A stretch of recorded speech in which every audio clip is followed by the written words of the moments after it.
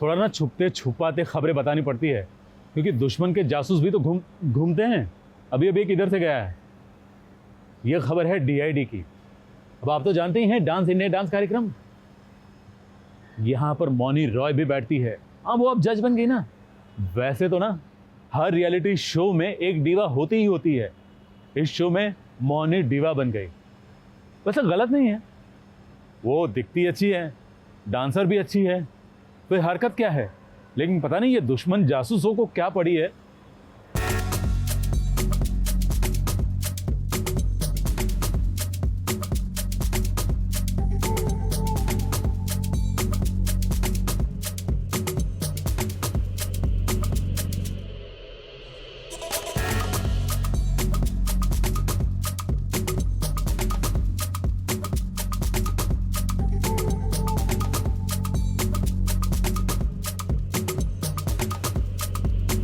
Dance का talent देखना भला किसे अच्छा नहीं लगता है। शायद यही वजह है कि टैलेंट देखने के लिए जजेस की होड़ जैसी लग जाती है।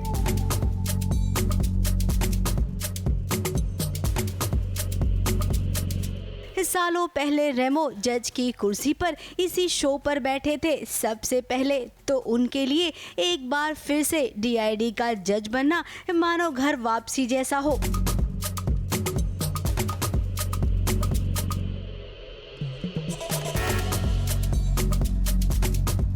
मैं तो शुरू से जुड़ा हुआ हूँ और मैं 11 साल बाद वापस आया हूँ, तो मेरे लिए तो ऐसा है कि 11 साल बाद घर आ रहा हूँ। लेकिन मेरे लिए भी नया है क्योंकि बच्चों का मैंने आज तक नहीं किया है। So kids, I am also doing it for the first time. मैंने डीआईडी स्टार्ट किया था।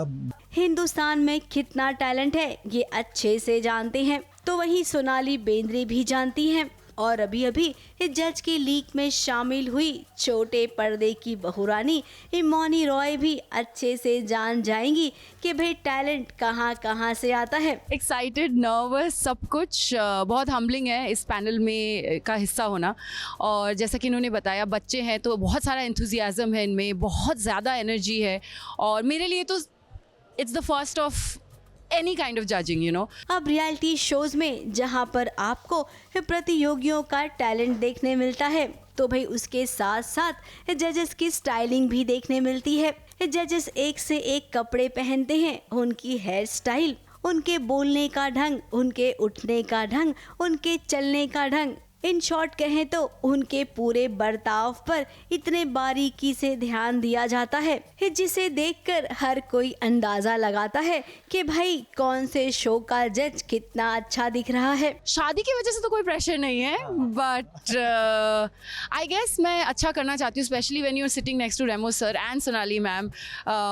जब उनके कमेंट्स सुनती हूँ तो उन दोनों से मुझे बहुत कुछ सीखने को मिल रहा है। अगर सोनाली बेंद्रे की बात करें तो 4 साल पहले वो जी के सेट से ही गई थी अपना कैंसर का ट्रीटमेंट करवाने के लिए, और भगवान के आशीर्वाद से वो ठीक भी हुई। तो देखिए उन्हें फिर से मौका मिला जज की कुर्सी पर बैठने का। कहीं पे 4 साल पहले जर्नी अधूरी रही थी, जी के सेट से ही मैं गई थी मेरे ट्रीटमेंट के लिए। आज मैं यहाँ पे 4 साल के बाद जी के सेट पे हूँ। वो ड्रामेबाज के सेट से गई थी, आज मैं डीआईडी के सेट पे हूँ। लेकिन कॉमन फैक्टर ये है कि बच्चों का शो है और मुझे हमेशा ही बच्चों के शो से जुड़ना अच्छा लगता है, क्योंकि बच्चों में एक प्योरिटी होती है, एक इनोसेंस होता है, जो मुझे लगता है कहीं पे जैसे हम बड़े हो जाते हैं कहीं हम इसको खो देते हैं। तो वो जो एनर्जी है बच्चों की, वो मुझे बहुत अच्छी लगती है। अब जजेस की बात की है तो क्यों ना होस्ट के बारे में भी थोड़ा सा बात कर लेते हैं, क्योंकि जय भानुशाली भी तो पहले सीजन से जुड़े हैं इस शो से। तो ऐसे में जय ने भी एक लंबा सफर तय किया है। ये मतलब this was the start of a revolution जो टेलीविजन पे आया था, that it's not just about common man, they want to see talent जो ग्रास रूट से आए। तो वही मकसद से हम फिर से आ रहे हैं।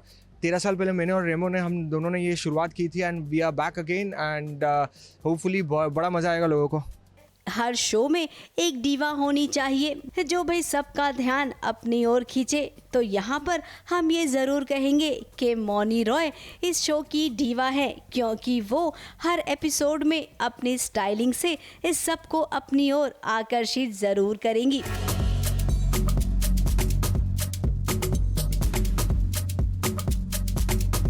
मुंबई से सुरभि रण सिंह के साथ एबीपी न्यूज़ रिपोर्ट।